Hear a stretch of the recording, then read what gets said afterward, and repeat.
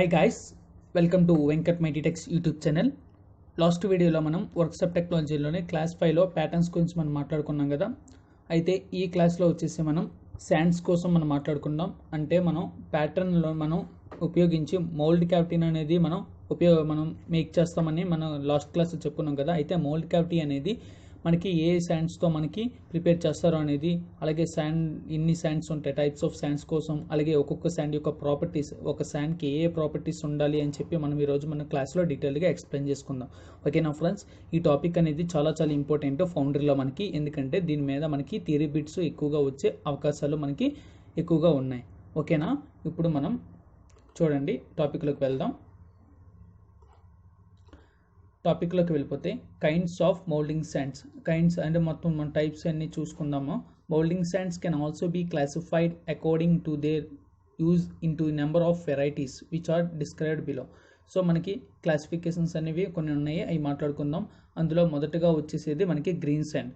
Green sand వచ్చేపోతే green sand is also known as temper or natural sand. దీన్నే మనం natural sand అని కూడా ఉంటాం, మనకు బయట ఎక్కువ దొరుకుతూ ఉంటుంది కదా, అదే మనకి గ్రీన్ శాండ్ విచ్ ఈజ్ దాన్నే మనం గ్రీన్ శాండ్ అని అంటాం అనమాట. మనకి నార్మల్గా బయట దొరికే మట్టినే మనం గ్రీన్ శాండ్ అంటాం. Which is just prepared mixture of silica sand with 18 to 30% clay, have moisture content 6 to 18%.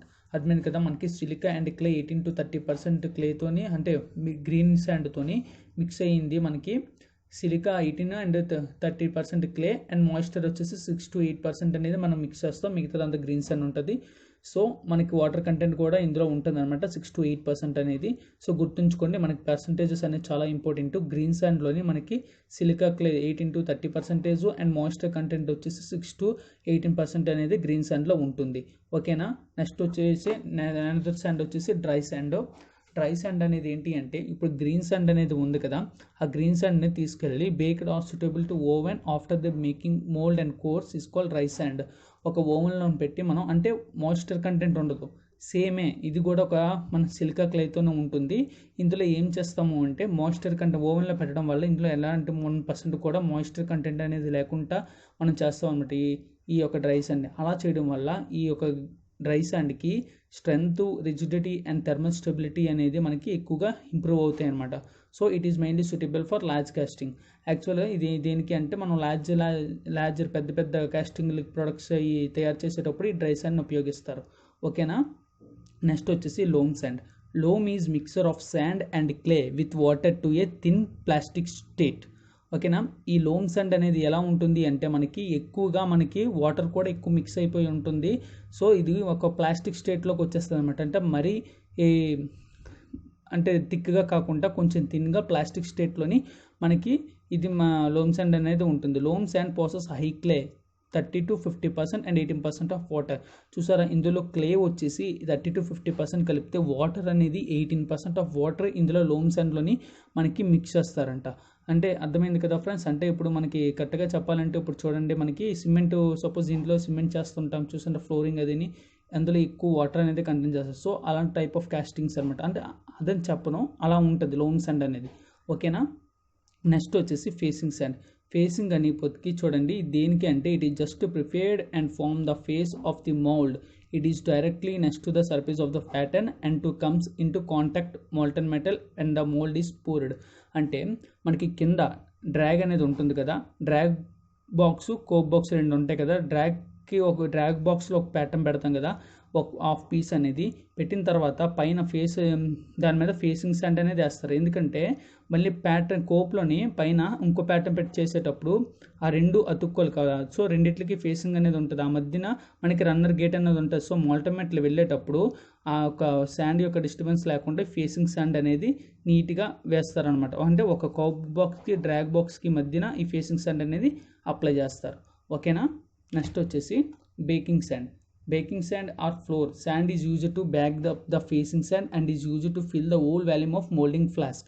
అంటే ముందు బేకింగ్ శాండ్ అనేది, ముందు మనం అసలు శాండ్ అనేది వేయక ముందు బాక్స్ మొత్తం కూడా బేకింగ్ శాండ్ అనేది మనం వేస్తాం అనమాట. అంటే శాండ్ అనేది మనకి అతుక్కుపోకుండా ఉండడానికి నీట్గా, మళ్ళీ తర్వాత మనకి మౌల్డింగ్ అయిపోయిన తర్వాత మనకి ఆపరేషన్ అయిపోతుంది, అదే కాస్టింగ్ ప్రాసెస్ అయిపోయిన తర్వాత కూడా మనకి ఆ యొక్క శాండ్ అనేది మనకి అతుక్కుపోకుండా నీట్గా రావడానికి ఈ బేకింగ్ శాండ్ అనేది మనం వేస్తాం. మొత్తం మోల్డింగ్ చుట్టూ ఉన్న మొత్తం ఫ్లాస్క్ మొత్తానికి కూడా ఈ బేకింగ్ శాండ్ అనేది మనం ప్రొవైడ్ చేస్తాం. అదే స్ప్లిన్ చేస్తాం అనమాట. నెక్స్ట్ వచ్చేసి parting sand. Parting sand without binder and moisture is used to keep green sand and not to stick the pattern and also to allow the sand on the parting surfaces the cope drag to separate without clinging. చెప్పాం కదా, ఇది కూడా facing sand లాంటిదే. అంటే కోపు డ్రాగ్కి మనం 2 boxes కదా మనకి, ఆ 2 అతికినప్పుడు మట్టి వల్ల ఏమవుతుంది, ఆ శాండ్లో ఉండే మాయిశ్చర్ వల్ల 2 కూడా బైండర్ అయిపోయి అంటే అతుక్కుపోయే అవకాశాలు ఉంటాయన్నమాట. సో అతుక్కుపోయే అవకాశాలు లేకుండా ఈ పార్టింగ్ శాండ్ అనేది మనకి వేస్తారనమాట. సో దానివల్ల ఏమవుతుంది అంటే ఈ ఒక పార్టింగ్ శాండ్ అనేది మనకి ఈ అతుక్కోకుండా మనకి సపోర్ట్ చేస్తుంటుంది అనమాట. సో అర్థమైందా ఇందుకు ఈ పార్టింగ్ శాండ్ అనేది ఉపయోగిస్తారు. ఓకేనా, ఇవి మనకి టైప్స్ ఆఫ్ శాండ్స్. ఒక మోల్డింగ్లో చేసేటప్పుడు అంటే క్యావిటీని ప్రొడ్యూస్ చేసేటప్పుడు మోల్డ్ క్యావిటీని మనకి ఈ టైప్స్ ఆఫ్ శాండ్స్ అనేవి మనకి ప్రొడ్యూస్ చేస్తారు, అయితే ఎక్కువగా యూజ్ చేస్తారు. ఓకేనా, నెక్స్ట్ వచ్చేసి అయితే ఈ యొక్క మోల్డింగ్ శాండ్స్కి ఒక్కో దానికి కావాల్సిన ప్రాపర్టీస్ ఏ టైప్స్ అంటే ఎలా ఉండాలి, దాని తాలూకా అంటే గుణాలు ఎలా ఉండాలి అనేది మనం ఇప్పుడు చెప్పుకుందాం. ఫస్ట్గా రిఫ్రాక్టరీనెస్.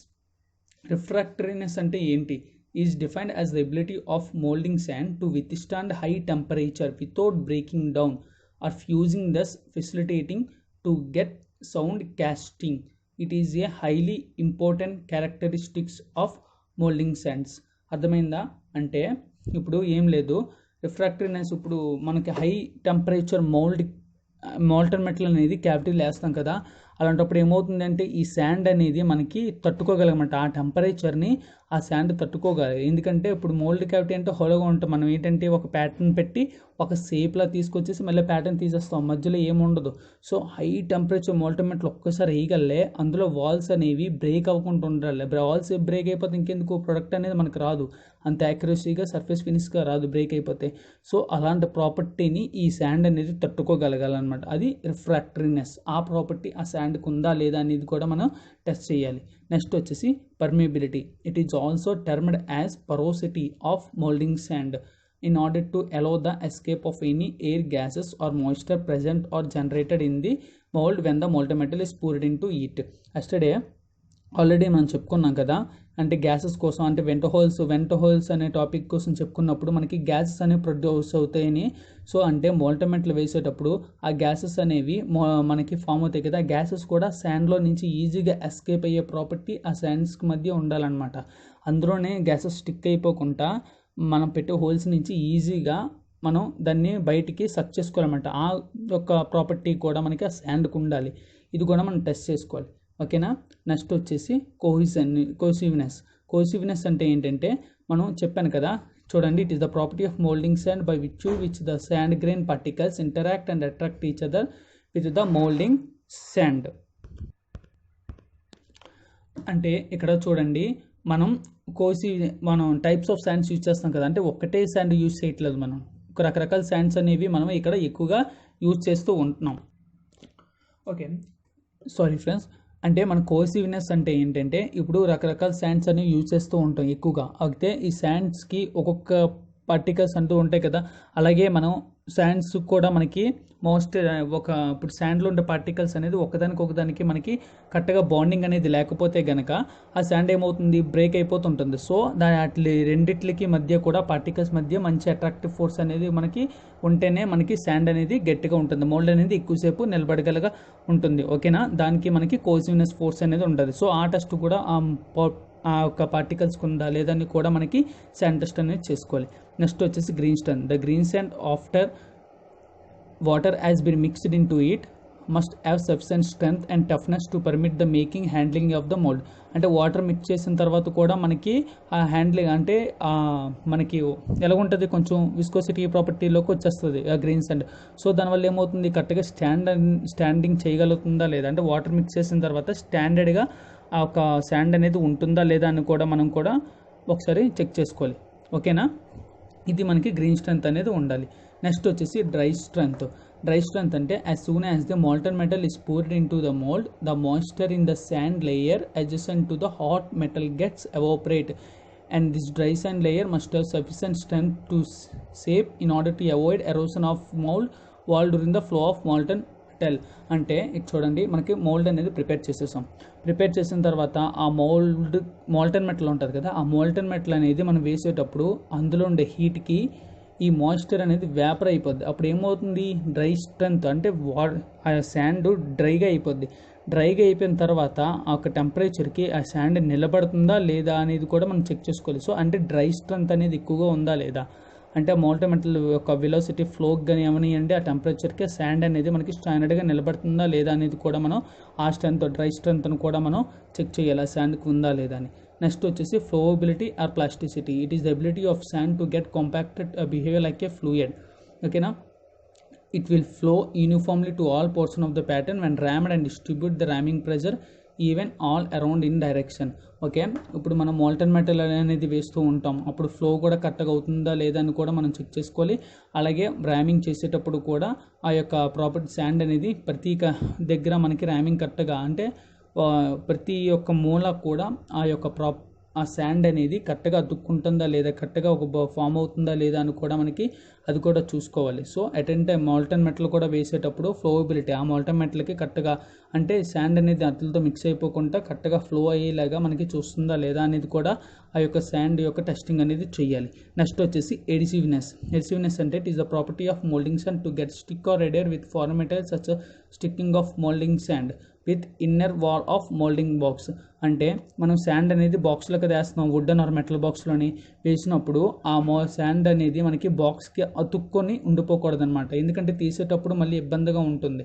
సో అది అతుక్కుపోకుండా అంటే వుడ్తో కానీ మెటల్తో కానీ కాంటాక్ట్ అవ్వకుండా నీట్గా అంటే మరీ అంత తీసేటప్పుడు అంటే ఆఫ్టర్ మేకింగ్ అయిపోయిన తర్వాత మనకి ఆ ప్రాపర్టీ అనేది లేకుండా టు గెట్ మనకి ఉంటుంది అన్నమాట, కొంచెం ఫారెన్ పార్టికల్స్ అనేవి దానికి అతుక్కుపోయి ఉండిపోతాయి అనమాట. సో అలాగే అతుక్కొని కూడా ఉండకూడదు. సో ఆ ప్రాపర్టీని కూడా మనం ఒకసారి చెక్ చేసుకోవాలి.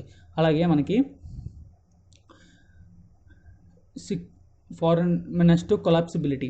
ఓకే, కొలాప్సిబిలిటీ అంటే ఏంటి, after molten metal in the mould gets solidified the sand mold must be collapsible so that free contraction of the metal occurs on which would naturally avoid the tearing or cracking the contracting metal. అయితే మనకి sand moulding అనేది ఏంటి, foundry మళ్ళీ రీసైక్లింగ్గా మనం అది use చేయాలి. Recycling use చేయాలంటే మనం యూజ్ చేసిన శాండ్ అనేది మళ్ళీ ఏమయ్యాలి, మళ్ళీ మనకి పౌడర్ లాగా కొలాప్సిబిలిటీ అయిపోవాలన్నమాట, అంటే తుక్కుపోయి గట్టిగా రాడ్ లాగా అయిపోకుండా మళ్ళీ తుక్కులు అలాగైతేనే కదా మళ్ళీ మనం యూజ్ చేసుకోవడానికి అవుతుంది. లేదంటే అలాగే ఎంతకని శాండ్ అలా తేవలేం కదా, మనం కావాల్సిన మెటీరియల్ అంతా ఎప్పుడు శాండ్ అనేది మనం ఇంపోర్ట్ చేసుకోలేం. సో మళ్ళీ ఏం చేయాలంటే వాడిన శాండ్నే మనం ఉపయోగించి యూజ్ చేసే శాండ్నే మళ్ళీ రీయూజ్ చేయడానికి ఉపయోగపడాలన్నమాట. సో అయితే ఆ శాండ్కి కొలాప్సిబిలిటీ ప్రాపర్టీ కూడా మనం కరెక్ట్గా ఉండేటట్టు చూసుకోవాలి. ఓకేనా ఫ్రెండ్స్, ఇది మనకి ఈరోజు types of sands and properties of sands. రేపు వచ్చేసి కాస్టింగ్ అనేది ఎలా చేస్తారనేది మనం చెప్పుకుందాం, ఎందుకంటే ప్యాటర్న్ గురించి చెప్పుకున్నాం, శాండ్ గురించి చెప్పుకున్నాం, మెటీరియల్స్ కోసం అలాగే టూల్స్ కోసం కూడా చెప్పుకున్నాం, అన్నీ చెప్పుకున్నాం. ఇప్పుడు మనకు ఉన్నది ఏంటంటే కాస్టింగ్ ఎలా చేస్తారు అనేది మనం ఇప్పుడు రేపు క్లాస్లో మనం చెప్పుకుందాం. ఓకేనా, ఈ వీడియో నచ్చినట్టయితే ఒక లైక్ చేయండి, అలాగే కామెంట్ కూడా చేయండి, ఏమైనా డౌట్స్ ఉంటే అలాగే మీ ఫ్రెండ్స్కి షేర్ చేయండి. ఇంకా నా ఛానల్ ఎవరైతే సబ్స్క్రైబ్ చేసుకోలేదో సబ్స్క్రైబ్ కూడా చేసుకోండి. Thanks friends, have a nice day, జై హింద్.